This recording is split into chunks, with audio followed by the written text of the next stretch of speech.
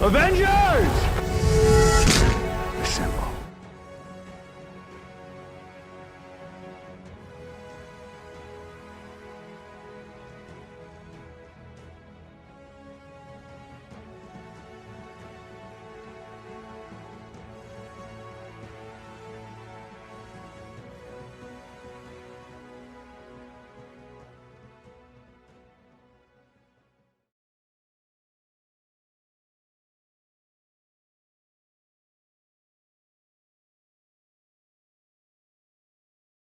Hello, everyone, and welcome back to Excelsior, the world's #1 Marvel's Avengers podcast.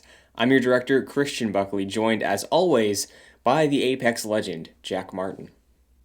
Excelsior, Christian. What a very, very newsworthy and good week for Marvel fans, I would say. Yeah, specifically Marvel's Avengers fans. Yeah, it's been a while since we got some substantive news for this game, so Yeah, feels good. you're exactly right, and like this isn't even a meal, but it's more like a spare rib. It feels like a prime rib right now. We pre-ordered our McDonald's meal. Yeah, exactly. Of course, there is, like Jack mentioned, some interesting news to talk about for Marvel's Avengers, and exciting news. We will go over the announcement about the next war table, the Hawkeye drop, the update on next-gen consoles, and when to expect that. And, of course, in the back half of the show, we'll go over episode 4 of WandaVision, our thoughts in depth, spoiler, talk it up. Gonna be a very interesting one this week, so I'm looking forward to that as well. But why don't we kick the show off the way we normally do with Fury's report, going over what is new in the game for the week. First up, if you're playing these missions, if you're still trying to level up your heroes here and there, you got your low power levels, your high power levels, and your harm rooms. Those this week are Mayhem over Manhattan, which is the low power level mission. I actually did this Wednesday because we'll get to this, but there was like a weird thing with the refresh happening earlier this week. I don't know if you saw that. Yeah, it was on Wednesday compared to the Thursday, right? The Yeah. usual drop is Thursday? Yeah, so every Thursdays when the marketplace refreshes, as well as the weeklies, and I was under the assumption that it was just the marketplace that went up early, but I guess it was everything because I absolutely played the low power level Mayhem over Manhattan run with Kate Wednesday night, so that was weird. Yeah, I wonder if that has to do with them dropping the news on Thursday about the Hawkeye war table, but I don't see how that would be conflicting. It seems like it would go hand in hand to release both of that on the same day, but whatever. Yeah, so honestly, that's a fun mission to run through. I enjoy doing that again. It's the one on Manhattan, quote unquote, where at the end of it you find the warehouse the Inhumans are hiding in, and then you fight off the giant flying Metal Gear, basically. Oh yeah, gotcha. Yeah. The high power level is Enter the Avengers, which is the campaign mission where like the Avengers return in the campaign. It's their big moment to come back and try to save their image. And then for harm rooms this week, Thor 2007 issue number 1 will be your reward for completing either the low or high power level harm room challenge. We also, Jack, got some exciting things for PlayStation Plus subs. Have you seen this? I haven't. You want to explain that to me? Sure. So, to my knowledge, we've only gotten one of these so far, as PlayStation Plus subscribers, and I thought it was going to be a lot more often, but like I understand. Similar to other live service games like Fortnite, Apex, I'm sure there's others that do this. Every month or so, subscribers to the online service will get a free pack that has, like, for instance, with Fortnite, a skin, a pickaxe, maybe like a back bling. In this case, for Avengers, we're getting skins, a nameplate, and like 100 units. This PlayStation Plus pack is including Kate. The skin is called Touch of Purple. It is exactly what it sounds like. It is, I think it's her standard skin, but the jacket is purple instead of being not purple. Yeah, I'm with you. I'm kind of surprised we haven't gotten more of these. Like, I was expecting maybe once a month. I feel like Apex does something similar to that, like you were mentioning. And especially since this game is so heavily tied with PlayStation, I'm surprised we haven't seen as many of these. But it's nice. It's really not that much, but I mean, I think you have to have PlayStation Plus to play this. I could be wrong. For multiplayer, you do, yeah. Okay, so this is essentially free for you, assuming you have PlayStation Plus. So that's fine. Yeah, and like, listen, I've played my fair share of Fortnite, right? Those skins, they're nothing to write home about, so I don't have high expectations out of these ones. And Yeah. clearly, like, I saw the Kate one, and I was like, don't I have that? Like, Yeah, it didn't. I think I did eventually see this. I don't think it really struck me as anything that I would really need to go out and download right away. but what did strike players is, like we mentioned already, the early marketplace refresh, and the spotlight of this is a brand new comic accurate Iron Man skin. Jack, Iron Man main. What are your thoughts on it? I'm gonna be the outlier on this one. That just it doesn't do it for me. I gotta be honest. I know everyone was freaking out about this one. I don't really like it all that much. I get it. It's a little different. Instead of like the red and gold that we usually get with Iron Man, it's the red and silver. Um, and yeah, it just looks a little strange to me. At least in the photo that they released for this.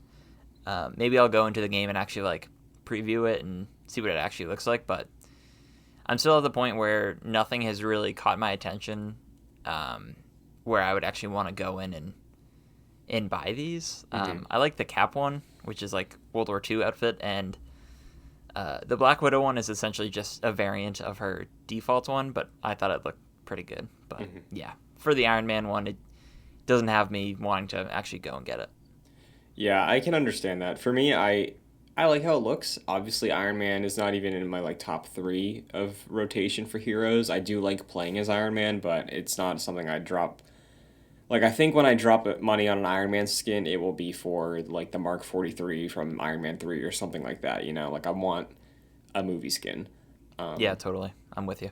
But I do like how the Centurion skin looks. It's a look I recognize from Iron Man in the comic books. You know, I haven't read a ton of Iron Man comics myself, but it's a look I've seen before. So it's cool to see that after last week getting the Young Avenger Kate skin, which again is a comic skin that's being brought into the game. So hopefully this trend continues week by week. We'll see, but I was more excited on that front of like I hope this momentum continues.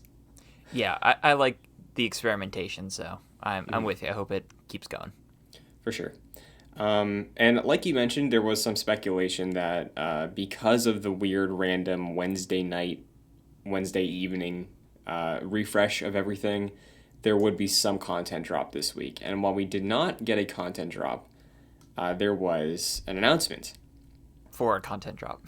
Yes. Or for a detailing of a content drop. Yeah, so thanks to that, we were treated with a War Table blog that had me entertained because the last few weeks making the show notes, pulling the War Table blog, it's been very like rinse and repeat. It's like, okay, this thing, this thing, this thing, yep. Yeah.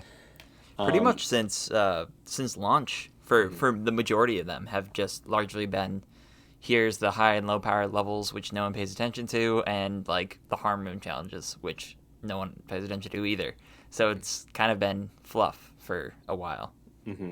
Did you get a chance to skim the War Table blog at all? Because there was a community member they shout out for putting together like a infographic that tracks all the exotic and legendary gear sets for all the heroes. I saw that on Twitter. I haven't had a chance to click on that link, but that's nice that they actually shouted someone out. Yeah, so if you're curious, the link's on the War Table blog. I'll throw it in the description as well for the YouTube video and the podcast feed. But at Tony Bing Gaming put together a very nice looking infographic, and I believe so. I definitely recognize their style because I think on the subreddit, probably the same person made a like fan made roadmap based on expectation about a week or so ago, and you know, we'd love to see this from Crystal, but the fact that the community is doing it and they're highlighting it is like almost enough. You know, it's like the next best thing. Yeah, I suppose. Yeah. So why don't we get into this news about the announcement, Jack? Totally. Let's do it. You want to run through it? Sure. So on Thursday, Crystal Dynamics, to the surprise of a lot of people, myself included, announced that there's going to be a War Table deep dive for Hawkeye for his Operation Future Imperfect. And they showed an image of Hawkeye standing in front of Maestro, who we saw in the previous War Table deep dive as sort of a tease at the end of that for Kate's War Table. And it's going to launch the same way as the Kate Bishop deep dive did. So it's not going to be live, but they're just going to release a video, and it's essentially just going to be like someone narrating and describing Hawkeye's moveset and some of the story beats we might expect, presumably. I think that's probably what it's going to be like. And it's going to be on February 16th. Now, to our loyal listeners, I think I said last week or a couple weeks ago that we would hear something by Valentine's Day. I was very close. You were. Very, very close. Yeah. And also at the included in this, they're also going to detail the PS4 and PS5, the next gen upgrade for the game. So we'll hear some sort of details about that. Yeah, so this is great, right? Like hearing this finally after all these silent weeks, finally have some dates for some things. Now, there's a lot of ways we can go about talking about this. I wanted to add in as well that the Maestro background had some teases potentially at some other stuff that was also found that we discussed in the Future Imperfect announcement teaser at the end of the Kate Bishop War Table. Specifically, you could see like Cap's shield, you could see Black Panther's helmet, a couple other pieces of memorabilia about other heroes. And we don't know the extent of what Clint's operation is going to be. So we can get to this because I think Stark Realities for the week is definitely focusing on what to expect out of this War Table presentation. I guess initially, what's your first read, or how are you feeling finally getting an announcement and seeing that this is the announcement after almost maybe a month and a half? Yeah, so like I'm excited that we got something, which is not really saying much. Yeah. Because we expected that Hawkeye would be next, right? Like they essentially announced that. So we were just playing the waiting game all throughout January until like the very last week of the month. Then they finally announced it for almost a month out. It's like 3 weeks out that we're going to just get the detailing of the content. So I was talking to someone for a website I write for, and they were like, man, I can't believe they announced it this far out. And I'm like, and I said something to the effect of that, like, Crystal Dynamics and Marvel's Avengers is just so strapped for content right now that this essentially counts as content for them. And yeah, it's they're just in that place where the announcement of a War Table is for them enough to tide people over until that actually happens. To players, of course, it's not, but yeah, I wasn't super surprised, and I guess I'm happy enough that we got something, but I'm not over the moon about it. How about you?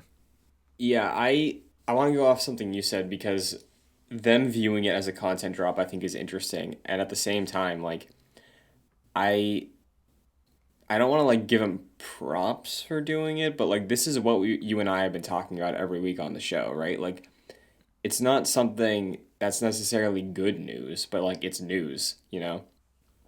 Like Yeah, it should have been this way, and now they're just catching up to it. And I get what you're saying. Like, you don't want to give them props for it because it's them finally actually communicating with us, and that's something we should have expected in the first place. right, and we did, you know, every week we've been talking about that of like, hey, just say if something's far out, just say it's far out, but like actually talk about it, you know? And that's what they're doing. So on that front, Crystal, thank you for listening. Thank you for finally like just say like, yeah, it's not what we want to hear.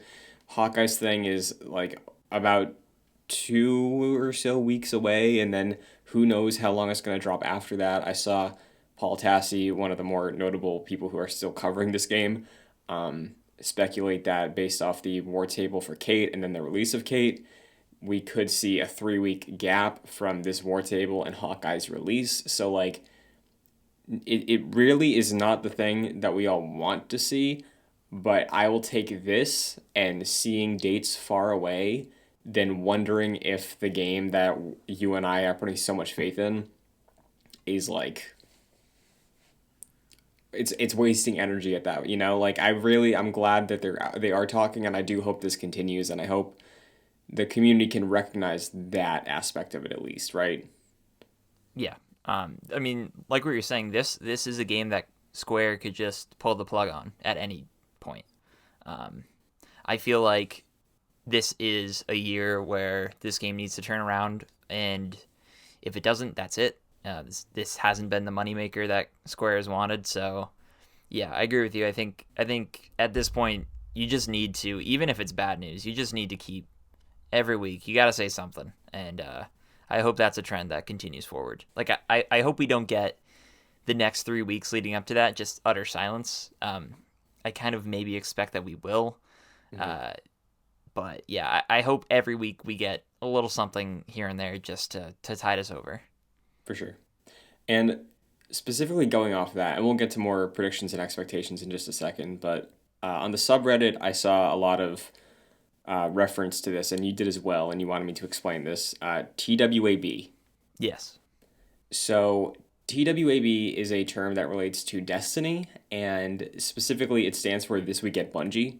Mm. And it's not like the War Table blog, but it kind of is, where for a long time, Deej, who worked at Bungie for a very long time and left recently, Yep.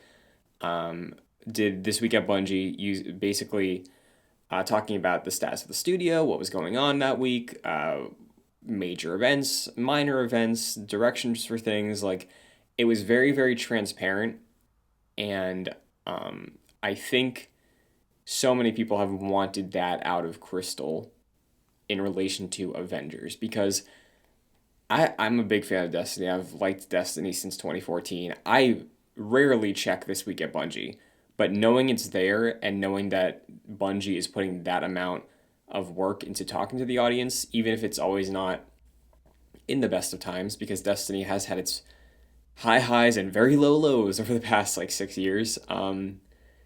At least it's a consistent conversation. And I think, again, after you and I have talked about it so much, I would love that out of Crystal, specifically when we all have so many questions about Avengers for this year. Yeah. I think it's one of those situations where they are really focusing on working on stuff. But the game is just in such a point where it take someone like No Man's Sky with Hello Games, where Hello Games could like take a step back and just like nose to the grindstone work on that game, and then Mm-hmm. just don't talk to anyone, because it wasn't a live service game when it launched. Right. It was a single player game. They promised multiplayer, but that wasn't there. That was never really the draw, though. And then they came back and they retooled it, and it is now a multiplayer game. But because it launched as a single player game, it wasn't designed as a game that people were supposed to come back to and like be continually updated. But then eventually they did, and they have pretty good communication with their community. But this is a live service game that is meant to be played day by day, week by week, and obviously it's just that's not how things are shaken out. Yeah. So they're in a tough position where they need to be nose to the grindstone.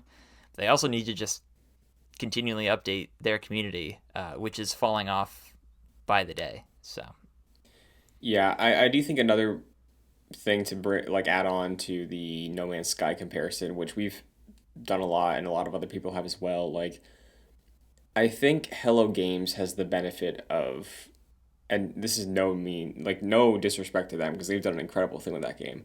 They don't have a spotlight on them, right? Like, Hello Games is not big enough. Their game was very notable, but like the studio, the people aside from like Sean Murray, maybe didn't have that pressure of being in a spotlight 24/7. Like this game is Square Enix, one of the largest publishers in the world for video games, Crystal Dynamics, a well-known studio, and the IP of Marvel's Avengers. I don't know if they have the luxury of being able to not talk, you know? Yeah, that's a good point. There's a lot of expectations with this game, Yeah. and they just haven't been met th- through a variety of things, whether it's the game itself or what we've been talking about recently, just communication from Crystal and Square for that matter. So hopefully that changes, but haven't really seen anything yet to indicate that is coming anytime soon. Sure. Well, why don't we give a little predictions about the content of the War Table? Because, like you mentioned, they did say specifically we're going to see a tease of Clint's kit as a character, also the PS5 version, his story that we're going to be dealing with. Um, this is dropping February 16th. Like I mentioned before, Paul Tassi says it's reasonable to expect maybe a 3 week gap. I don't know if that's like a precedent because that's the only example we have so far. Um, so, when do you expect Hawkeye is going to drop in relation to the PS5 upgrade, in relation to that leaked date potentially we talked about a few weeks ago? Like, what's your timeline for Clint and the next gen upgrade right now? I think Paul Tassi was saying 3 weeks because, like what you mentioned, that is a precedent now, but it's only been one Hmm. hero drop, so that's the only thing we can compare it to. I do definitely think Hawkeye launches in March. Unfortunately, I wish they would do the. It would be great if they just said, "Hey, the War Table is on the 16th, and tomorrow is Hawkeye, like ready to go." That would make sense for like the 3 week lead up, right? From the announcement on Thursday to the War Table, and then it's like, oh, sweet, we just have them. But I don't think that's realistic. I think after the week of the 16th, there's only 1 week left of February, so that's cutting it close. So I think it probably gets released sometime early March. Yeah. As for the next gen version, I think that's even further away. I think that's probably end of March, and then even more content is probably in April.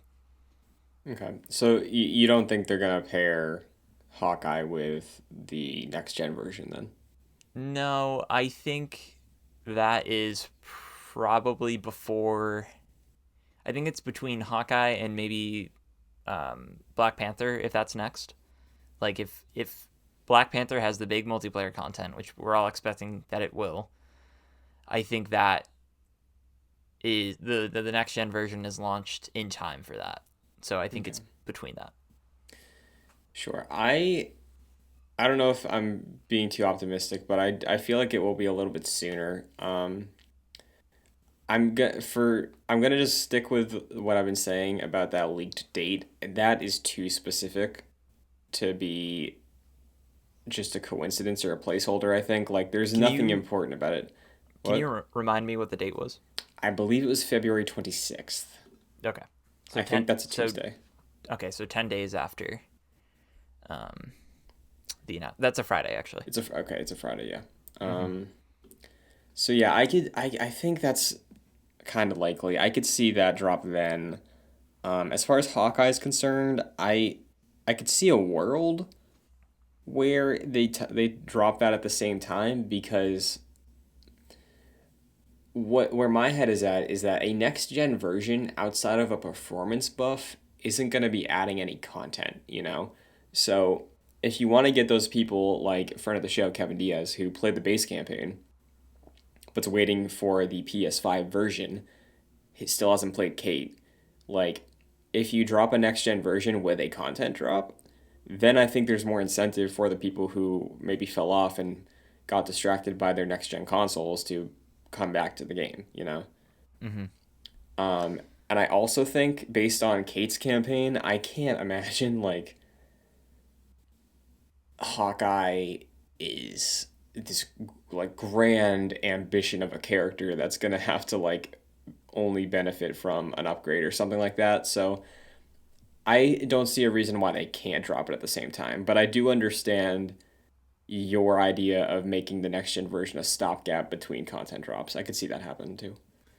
Yeah, I mean, we just talked about how an announcement of an announcement is content for them in a way. Hmm. So I can see the next gen. I mean, the next gen version is a chance for them to resell the game, right? So Right. that's pretty big. I wonder how that will go. But Mhm. yeah, Um, I want to ask you this also. We saw at the end of Kate's campaign, or sorry, the end of Kate's war table deep dive, that we got a tease of Future Imperfect, the Hawkeye Clint Barton campaign. Are you expecting any like is this the time for that Black Panther teaser trailer they were gonna drop in September? Like, is it time now? yeah. I really do think that that's gonna happen. Hmm. I'm honestly like expecting to see Black Panther on the 16th. Because at the end of Kate's War Table, we did see Hawkeye, we saw Clint, and I think going forward, we're gonna see like little teases at the end of each War Table presentation, Hmm. and presumably Black Panther just has to be next. I would be surprised if he wasn't. And just from all the leaks we've heard about that content drop, it's probably going to be the most substantial Hmm. that we've seen so far for the game. So I think you do have to get the word out, because for this game, in games like live service games, you constantly have to keep teasing stuff to keep people intrigued. And this game especially needs to just keep having that constant like drip of new information, which they haven't been very good at doling out. So I think with this, yeah, I think we see another character, and it is probably Black Panther.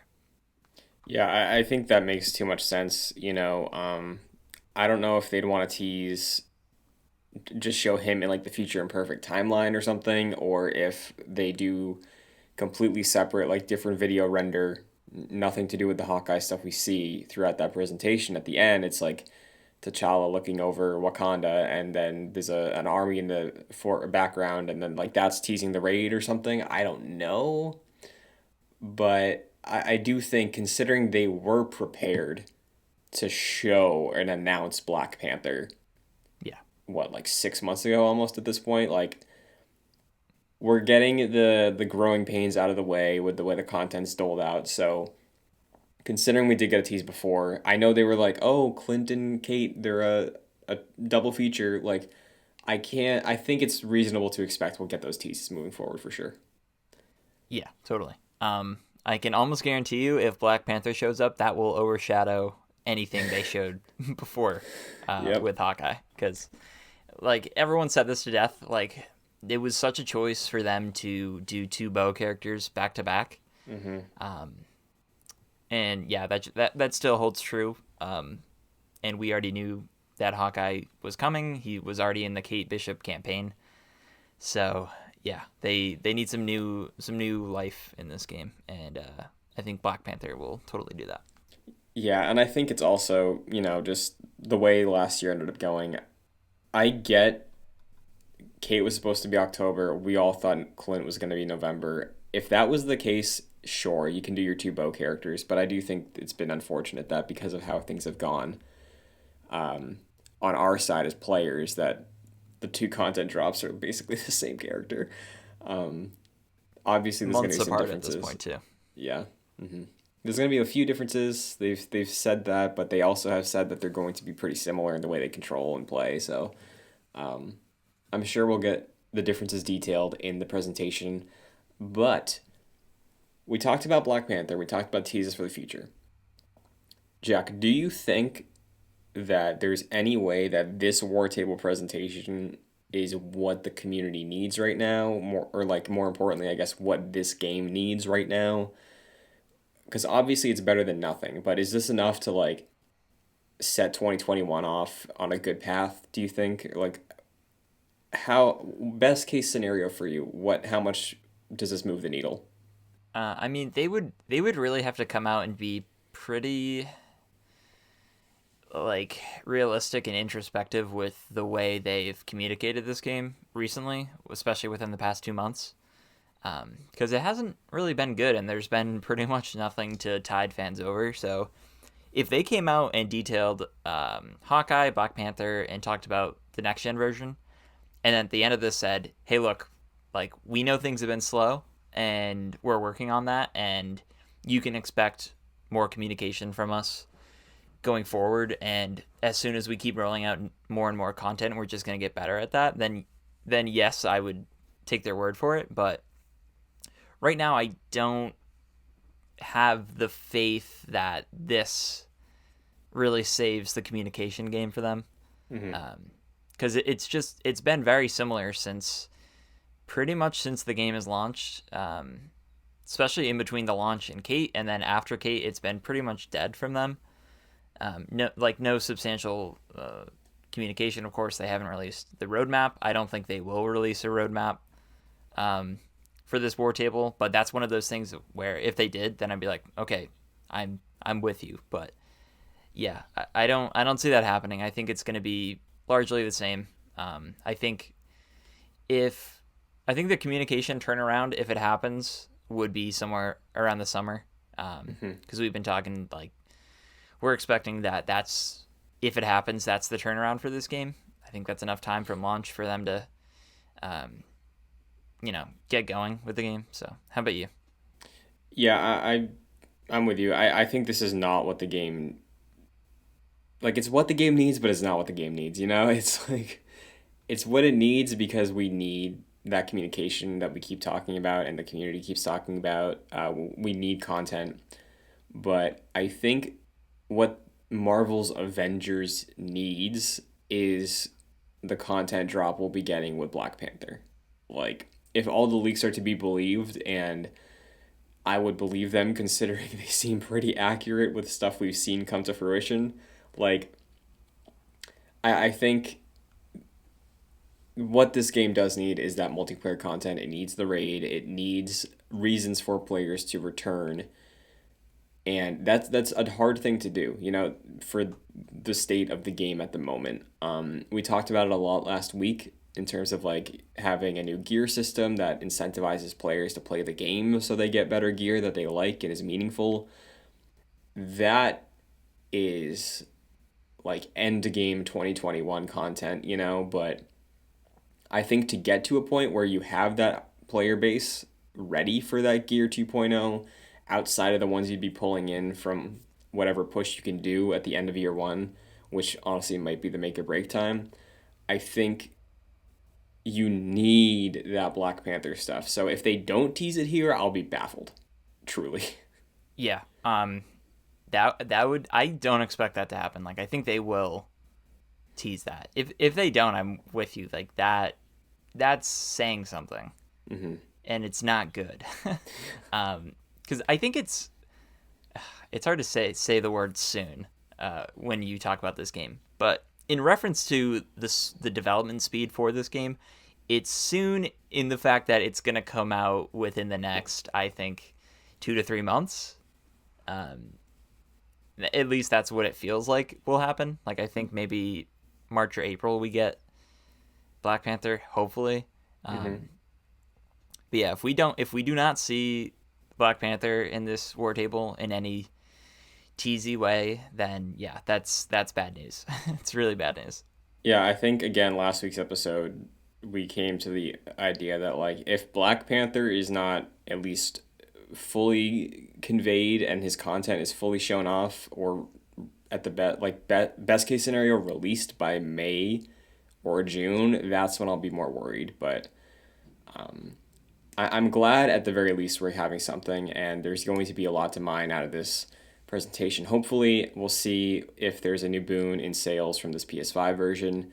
And I'm really curious about that PS5 version, man. I don't know the extent of what we'll get out of it because I've been playing since launch on a PS4 Pro, and the advantage I've had is mostly hovering around 60 frames in performance mode.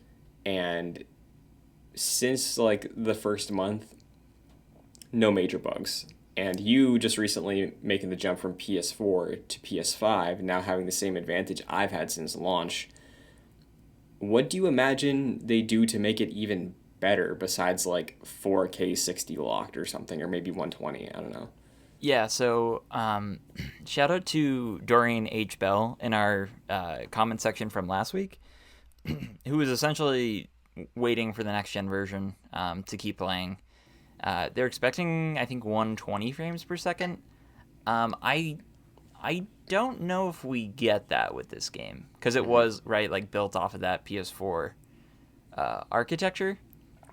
If we do, that's great. But yeah, I think I'm more expecting 4K 60 frames per second, um, and not really much after that. To be completely honest, I don't think we get anything too substantial from like the next gen version.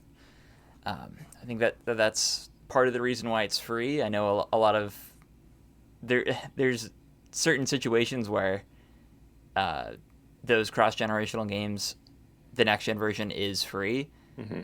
for some, and for others you have to just rebuy the game essentially with no substantial upgrades. I think Miles is a pretty good comparison where the PS4 and PS5 version.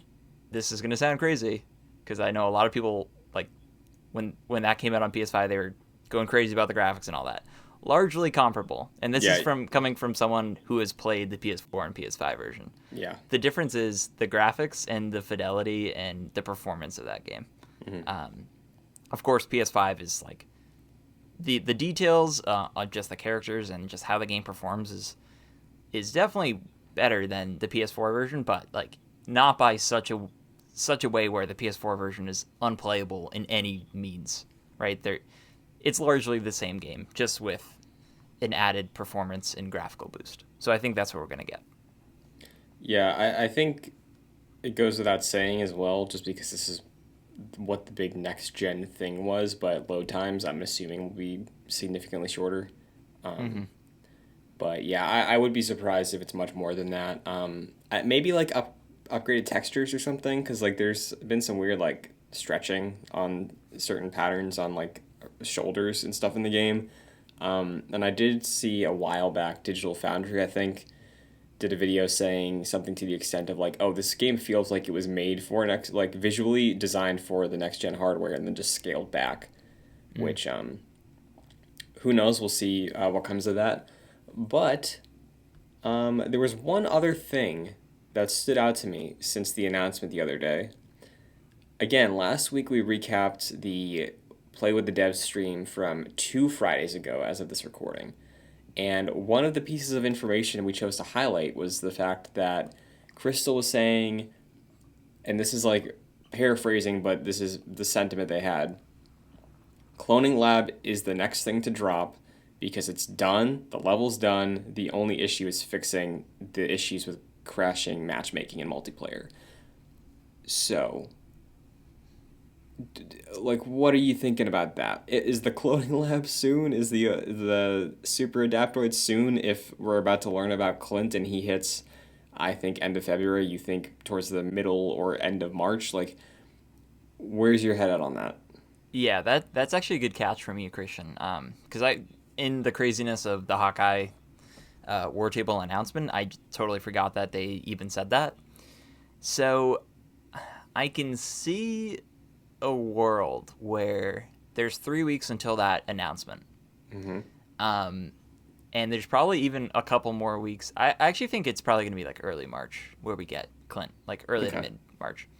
Um, and so there's even a couple more weeks after that, I think. So there's that whole time where they could just release that, and that would be hopefully pretty substantial content for the game. And like we would be talking about, multiplayer is needed for this. So yeah, that would fill that void. But yeah, I don't know. I guess they could shadow drop it in a way, but I don't know. This could be around Clint, I think. What if? Go with me here. Hmm. What if? Because I do think a shadow drop would be very beneficial to this game on any scale. I think if you do that, there's an excitement there. The community wants to get in, try it out, and you get concurrence going, right? I could see a world where on February 16th, during the presentation, surprise, here's what a trailer for the Cloning Lab, and it's out right now. That's a good call. I think that might be pretty likely. And you know what? If they do that, I think that makes even more sense for your timeline with Clint dropping like beginning of March, middle of March. I could really see that be the path of the game. No idea about the Super Adaptoid. Maybe that's like next week. I don't know. But yeah, I do think we need that multiplayer content, as we always say. But the Cloning Lab, now I'm seeing it more and more. It's not the raid. The Cloning Lab is not the raid. Is it not? I don't think no, Like because what is it?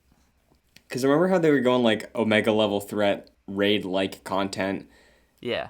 This I think specifically them saying raid like versus the leaks of Wakanda raid with a raid boss and stages, like that to me feels more like a raid. The way they have talked about Hmm. the Cloning Lab in previous war tables sounds like it's a like an expanded strike in Destiny, basically a dungeon that you go through Okay. with a team, you know? So a little more complex than a hive, which is just like wave after wave essentially. But yeah, I could see this just be that consistent, hey, play this with your friends, you know, the way that the Mega Hive is, hey, play this by yourself. Okay. I can see that. Yeah. I hope it's more than that because that would just be like essentially dropping nothing Mm-hmm. substantial, which would be very sad. But I do like that idea of yours where like this war table needs to hit big, even beyond Clint. Like Clint's like really the least important thing about this war table. Mm-hmm. So I think if they had that announcement of hey, here's a cloning lab and it's out now or it's out tomorrow, Mm-hmm. that's a way for the game to hit big. And then right after that, do Black Panther out in a month or two, whatever it is. And next gen's coming around the corner. We're gonna have more communication with you going forward. I think that's a way for them to hit big. So that's a good call. I think anytime we set expectations, we are disappointed, but that'd be nice. I would like to see that. Yeah, because unfortunate for us the past 5 months, but they've gotten to a point where they have the opportunity to have a stacked February 16th, you know? Hmm. Like with all the things that have been delayed, all the things that they're, I don't think sitting on, because the way they talk about it at Crystal is like, hey, when something's ready, it's going to be out. But Right. there's been too many things that should be out by now that have been pushed that I could see them again put a big focus on this day. Now, is it fair to expect that? Like after our entire conversation, where are your expectations going to lie going into that day? Um, it's hard because we just talked about all the things we want to see. I do think like without a doubt we get Clint and his kit and a little bit of the story. Like that's a Mm-hmm. lock. They've Yeah. essentially said that. The next gen upgrade we'll see. I think that's a month or two away from February 16th, like even past that, in my opinion. And then I hope to see Black Panther, and I almost expect to see Black Panther. Yeah.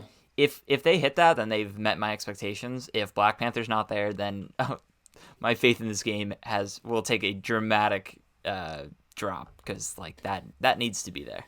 Or if Yeah. it's not Black Panther, something that is Mm-hmm. the next thing that is significant. But all signs point to Black Panther. Yeah, and I think I'll go a little further because I'm in the exact same boat as you. I'll say they're gonna have dates attached to each of those things. And when I say a date for Black Panther, I mean this is when we will talk about Black Panther. I think they'll Yeah. end with that. So Okay. Yeah, I think dates definitely with Clint.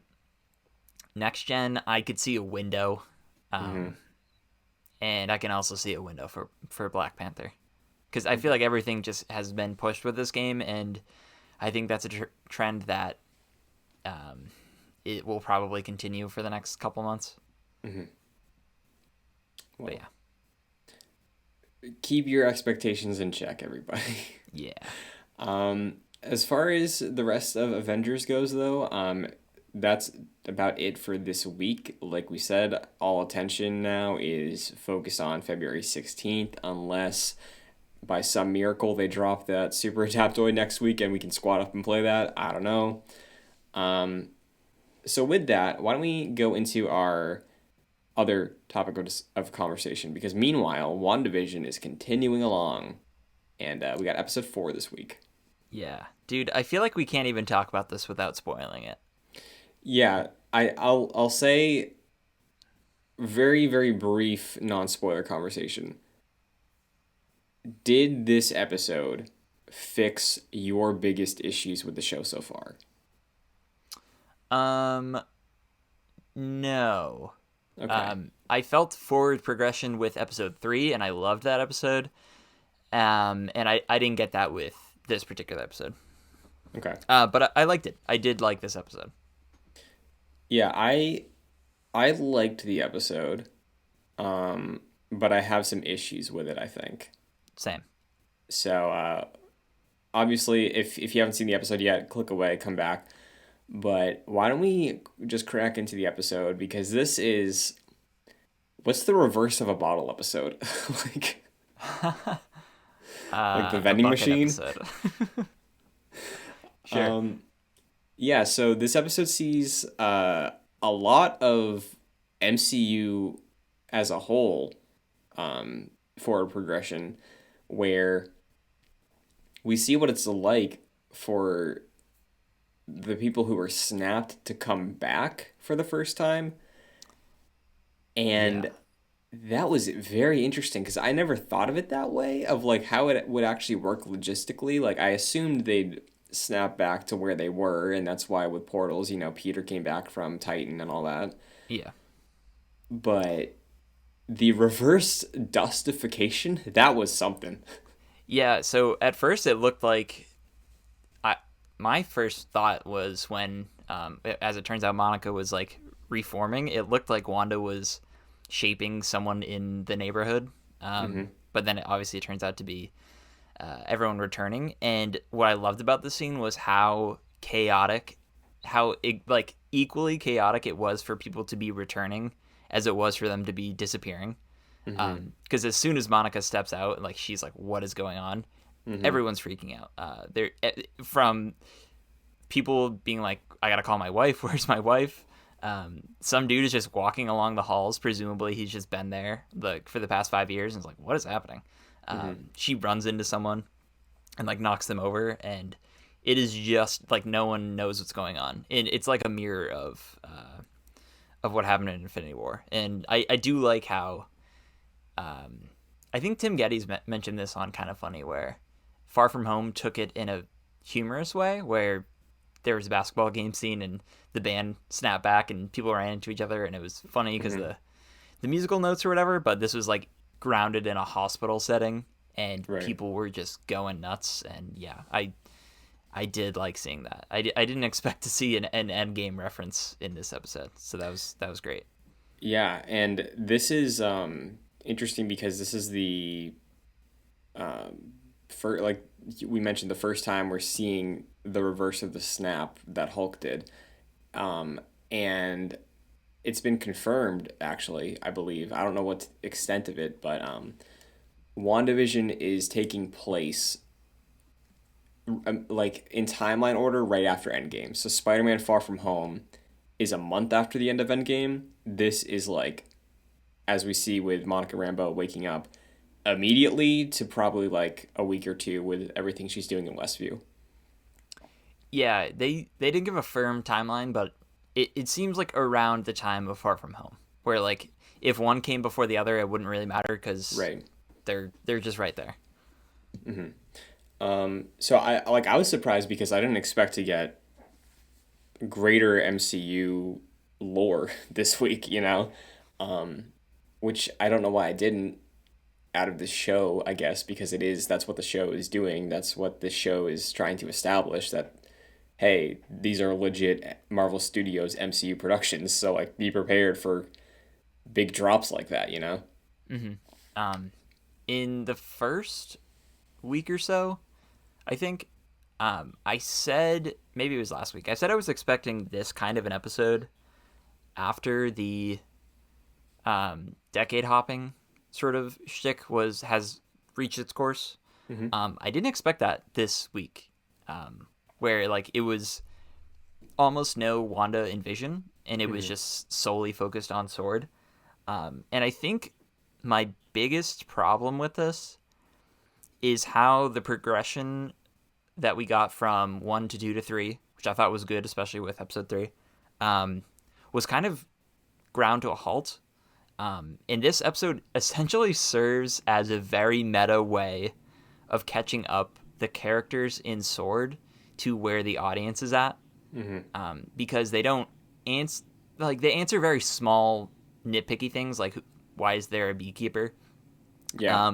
But they essentially just ask all the questions that the audience has already been asking the past 3 weeks, or 2 or 3 weeks, whatever, however long it's been, especially with, like, the whiteboard of the hexagons and all that sort of stuff. So it is very meta, and that, to me, was fine. I liked seeing the other side of Westview, but it didn't really progress the show in a similar way that episode 1 to episode 2 didn't really progress the overall show.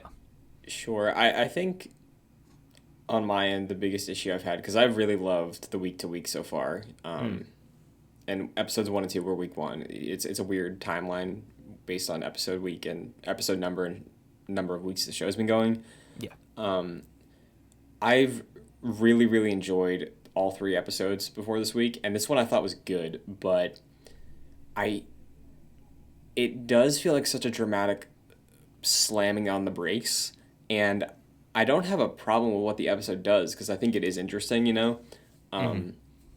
Seeing Monica Rambeau in the situation, seeing the Sword cast working together, it is cool stuff, and I was expecting this at some point, but I think considering that this is the halfway mark for the season, like, it does feel like a dramatic break, and I wonder if that is to give us some breathing room, because maybe the latter 4 episodes are going to be pretty different than the first 3. Which, if that's the case, then sure, I think that we needed that break. But yeah, I think my biggest problem, and it's a good episode, but I think my problem is that it's weird to see some of the reception to the episode being like, oh, now the show's great. It's like, Yeah. what? Because like they explained everything. Like what? I'm so with you on that, Christian. Where Yeah. I was thinking about you during this episode, because I know how much you really liked the. Yeah. I'm always thinking about you, Christian. But Yeah, me too. Yeah. Because I know how much you liked the sort of decade hopping aspect of the show. Like, I do too, but I think for you that was one of the main draws, because it was an experiment and it was so different from the rest of the MCU. And this is firmly an MCU episode, right? Where it's like grounded in reality, and they're trying to explain the abnormal aspects of what's happening in the MCU universe, I suppose. So yeah, I figured you might not have liked this one as much as the previous episodes. Yeah, and I think a lot of that is because I did like the decade hopping, because I did like how weird it was, but I also really love that it's, and I know this is where we differ on the show, but like it's been able to like do a very slow burn about the mystery that's going on here and what's really at play. And it feels like this episode exists because the writers maybe were like, okay, we're having a great time planting these seeds, divvying out these mystery things. And then it's like, okay, so based on how the audience reacted to The Mandalorian Season 1, I think we need an episode halfway through that's like, okay, so this is how it all connects. This is everything. This is like, okay, you wanted your cool stuff, all your lines connecting the dots. We're going to just paint that all on the wall for you. Which, like, fine. I think that's warranted considering how weird it's been so far. But I don't know if we needed an entire episode dedicated to that. Because in the grand scheme of things, it's 8 episodes, you know? And I think I'm curious to see how next week lands. If it's going to feel like we advance a bunch in what's going on in universe in WandaVision as the meta show, or if it's a half and half thing moving forward. I don't know. But that was my only reservation with it, because in terms of what happens in the show, I was entertained. I was having a good time seeing Randall Park back as Agent Wu. That was fantastic. Like, Dude, le- let's talk about Wu and I'll say it, Christian. I mentioned this to you before. I uh-huh. gotta give you props. You called Darcy I being the know. TV watcher. I I was thoroughly entertained with the Darcy content. Dude, I gotta be honest. Me too. Really? Yeah, because she existed as a character in like late 2000s, early 2010s in the Thor movies, and she was Mm-hmm. very much written as a character commenting on like the fish out of water aspect, and she was sort of comic relief. And of course she is in this episode, but I love how she breaks the tension of the truck ride, Mm-hmm. and is like, "What do you do for a living?" And the dude's like, "We're not supposed to talk about that." She's like, "Oh, so you're a Boy Scout leader? Okay." Mm-hmm. And then eventually he comes around and says like Yeah. chemical engineer, and she's like, "No one cares." Yeah. I appreciate her resilience too, because she has clearly like this jerk of a boss, um, and is constantly like, he's like Miss whatever her last name. She's like, it's Doctor actually, and she's like Mm-hmm. constantly like giving him shit, and in the back and forth, of course, which we'll get into with her and Wu, is some top tier Marvel content. Yeah, I'm glad this is like, I've always liked Darcy, but like this was really really great. I had a great time. Like, she was one of the highlights of this episode for me. Mm-hmm. And I don't think any of her lines didn't hit. Like, she had me laughing a couple times. And even more on the laughter front, Agent Wu, He's incredible. returning from Ant-Man. Doing a card trick. Yeah, dude, that was so good. Come on. And with his character, he thought he looked so cool doing it. Uh-huh. Hmm. And the audience is just like, "You're such a dork, dude. You were watching YouTube videos for like hours trying to learn that." Hmm. Yeah, He's someone where anything he says is hilarious. yeah. I love Do him. you think there's a world where he is the Phase Four's Agent Coulson? Oh, that's a good call. Yeah, I could totally see that. I would love to see that. If he gets, by the end of this show, if he gets a promotion into Sword or something, that'd be super cool. And then he's just hanging around. That I'd love that. He's incredible. I Hmm. I love that character. Yeah. Um, and yeah, so the comedy I think was good. You know, it definitely felt more like MCU than the rest of WandaVision so far. In terms of all the reasonings for things and seeing how everything played out, was there any highlight to you? Like, yeah, we got to see how the beekeeper connected. It's what we all kind of thought. It was a sword guy. Um, the drone explanation, the radio, like, what did you think of all that stuff? So none of that was really a surprise. Mm-hmm. I guess like everyone's like, why is he a beekeeper? Um, the turn there wasn't that, dramatic. It was just because, I guess, whatever was happening with Wanda's sort of reality just turned him into that way. I think Agent Wu mentions, oh, why does it look like an old helicopter, the one that landed? And he's just like Mm-hmm. production design. So I guess that's sort of uh, the layman's explanation for it. I think for me, the two things that really somewhat progressed some of my theories or some of the way that we've been talking about the show was we got a glimpse of the radius of Westview, and it was a hexagon. Mm-hmm. So we've been seeing that week by week, and of course the characters have appeared in a hexagon either at the beginning or the end of the episode, and it's just seemingly more like Westview itself is in the shape of a hexagon, and it seems that Wanda has quite literally trapped them within that shape. So Mm-hmm. there's sort of the constructed reality of that and how everyone seemingly is trapped. And also, we get the idea that there's like these radiation levels emitting from that from Westview, and Darcy's boss mentions that it's the same radiation that occurred around the time of the Big Bang. So it seems like, to me, I got the sense that this is sort of a ticking time bomb, and that was part of my theory where like Sword shows up and it's like, we need to fix this now because something bad could happen. For me in radiation, that goes like this could be like a nuclear incident. Right. Yeah, that's pretty much the two bigger things that I took from this episode. Jack, is there a world where this radiation they're comparing to the Big Bang actually comes to fruition, and then that is what creates the multiverse of madness? Ooh, that's possible. Mm-hmm. I thought you were about to go mutant on me because Well, that's a possibility.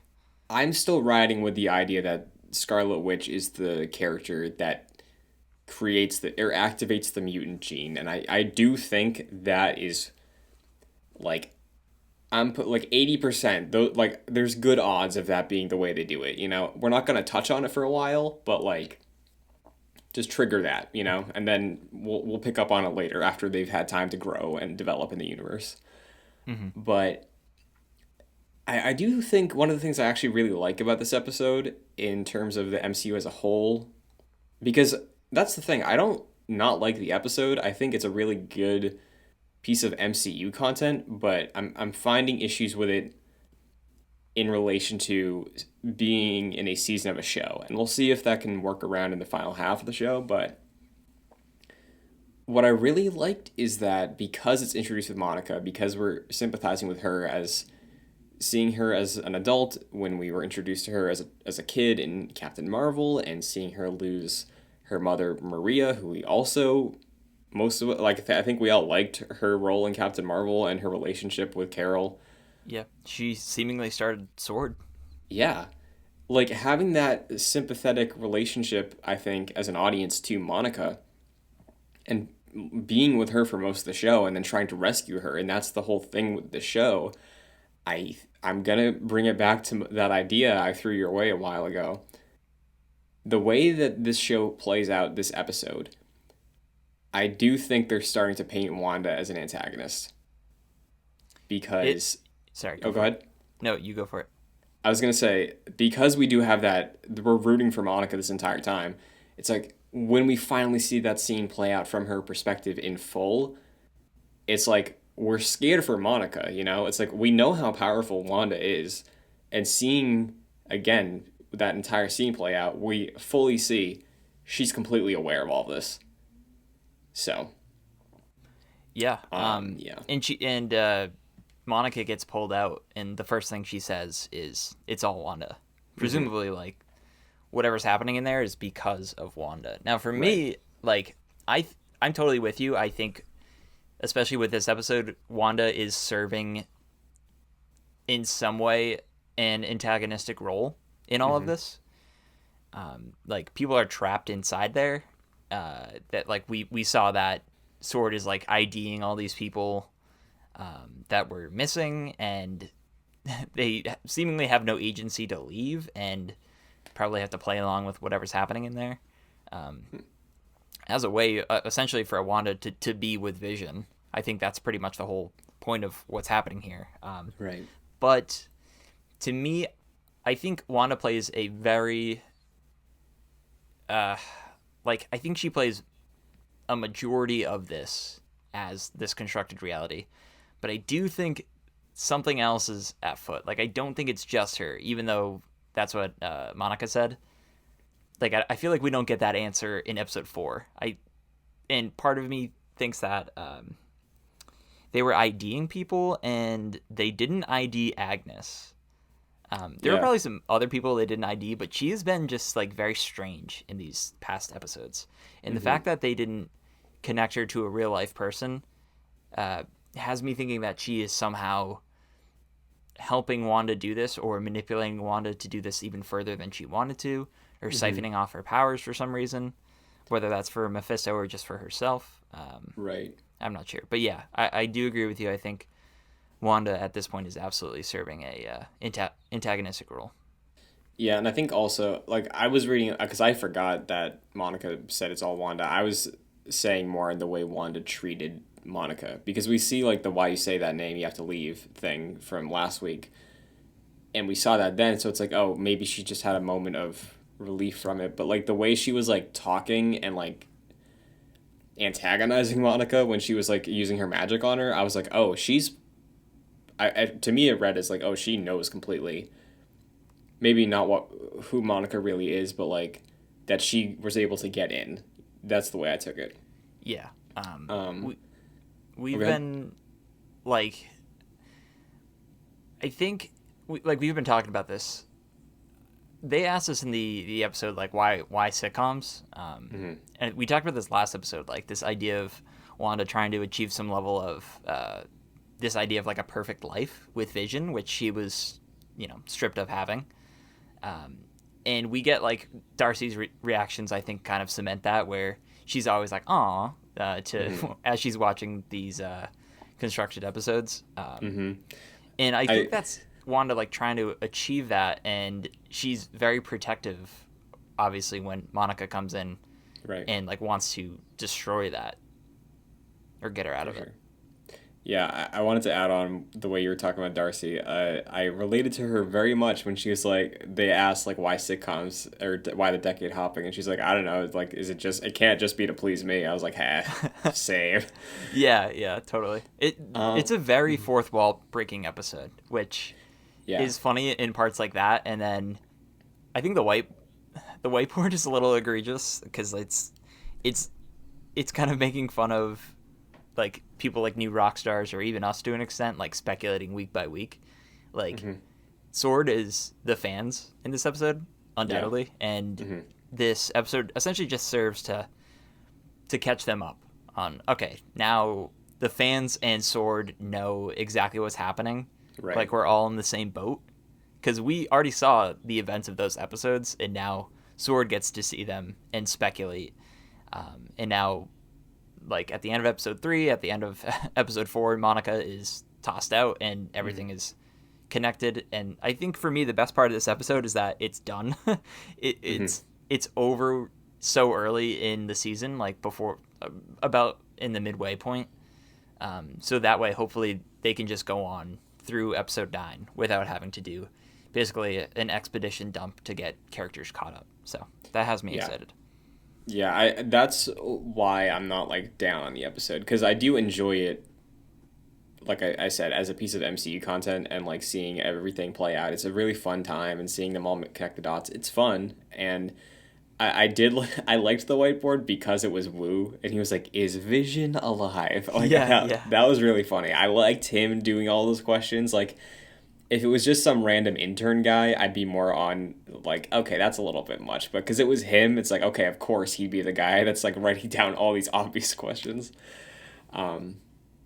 So I liked that. But I think the only other thing remaining that there is to talk about is Vision, because I think that this is maybe evidence to what you were saying about Agnes and Mephisto still being at play, because I think the idea of Wanda being in agreement is something that makes sense, but I don't know if it's what you were going for. I think the reality itself, I do think Wanda created. I do think like she's in full control over the rules of that world.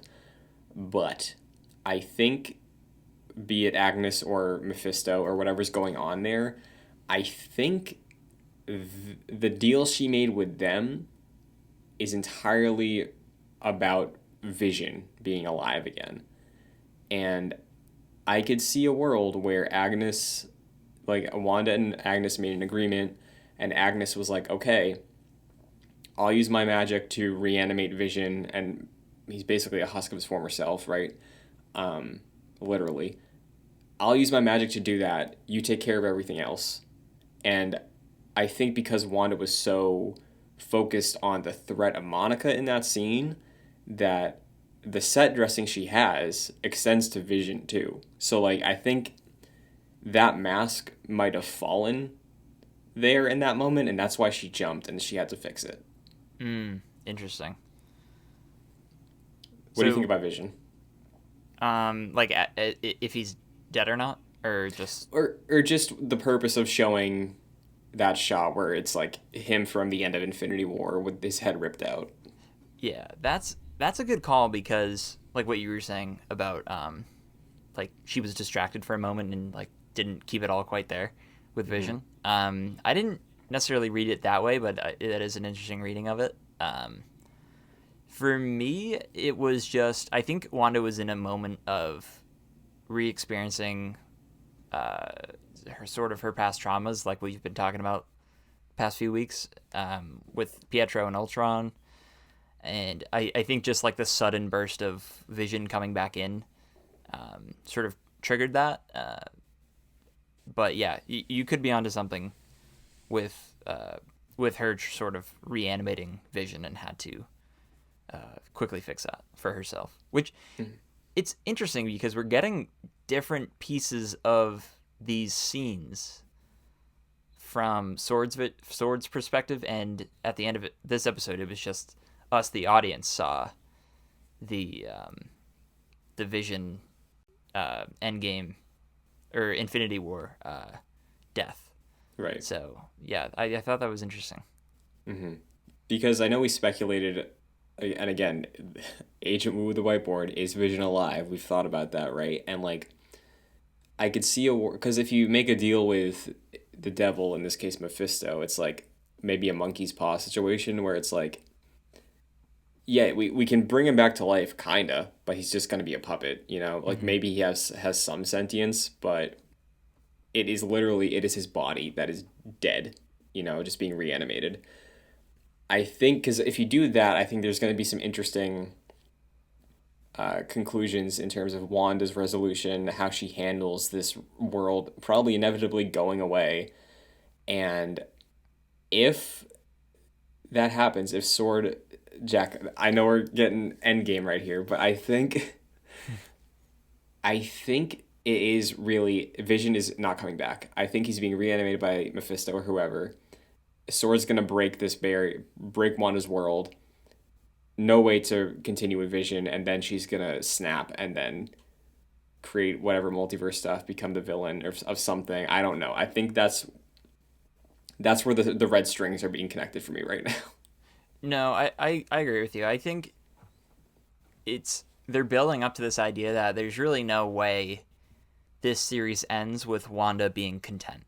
Right. And I think I probably agree with you that she probably after all is said and done is like no longer an Avenger, and she's probably an enemy of Sword and by default then uh, the Avengers as well.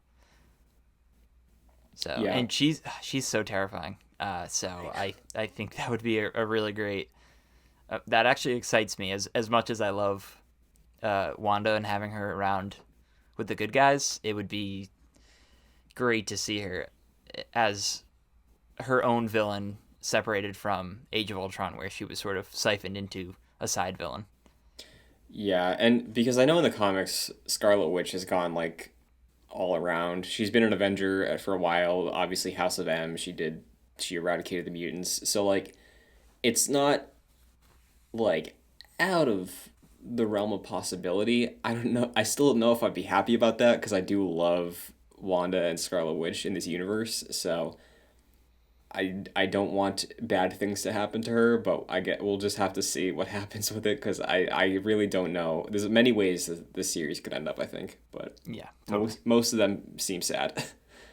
Yeah, I I don't think we get a. It's funny because we keep seeing all these happy endings with the sitcoms, and I think that's in a way purposeful, like to Yeah. just with the juxtaposition of what the reality is of Vision actually being dead and Wanda going through some serious shit. I don't think we get that happy ending that we've been seeing week by week.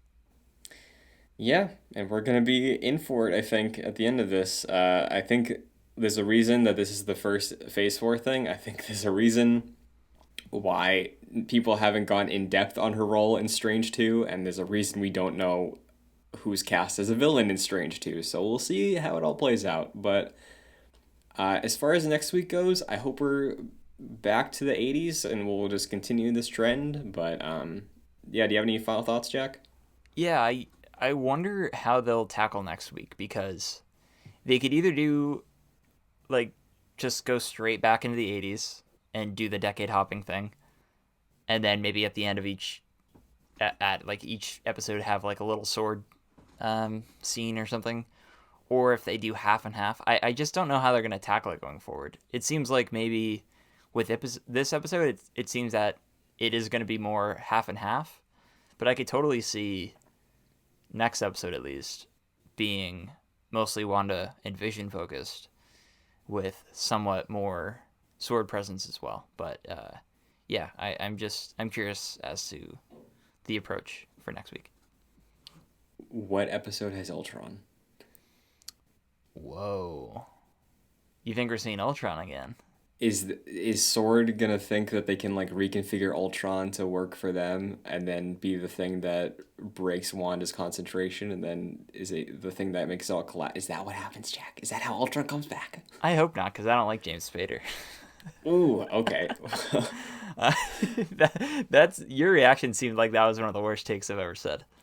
No, it's not. I get not like, because the thing is, my girlfriend doesn't like it either because she's like, I can't. Awful. When I see Ultron, I just hear Robert California. Yeah, same. I'm with But her on that. I can't sure. can't divorce the two. Well, we'll see what happens next week. But until then, Jack, where can the agents of Excelsior find you? Sure, you can follow me on Twitter at FascinatedJack. Christian and I have a Pokemon show called My First Mon, so you can check that out on YouTube and podcast services. What about you, Christian? You can follow me on Twitter, Instagram, Twitch, and TikTok at Chun2D2. This show is available in video form on youtube.com/joyclicks under the Excelsior Marvel's Avengers podcast playlist with every other episode. It's also available on podcast services like Apple Podcasts, Spotify, whatever you choose. If you can rate or review the show on your given platform, it would be greatly appreciated because it just takes a second, helps us out a ton, and allows us to maintain that sweet, sweet #1 spot. You know, Crystal Dynamics, you need takes, you need opinions, you come to us. The world's #1, you know? So that's appreciated as always. And if you want to get involved further, patreon.com/joyclicks at the $1 and $5 tiers. $5 gets you producer credit on all of our podcasts, like Chris Zakas, so thank you very much. And that's going to do it. So we'll see what happens to Wanda next week. But until then, Excelsior. Excelsior.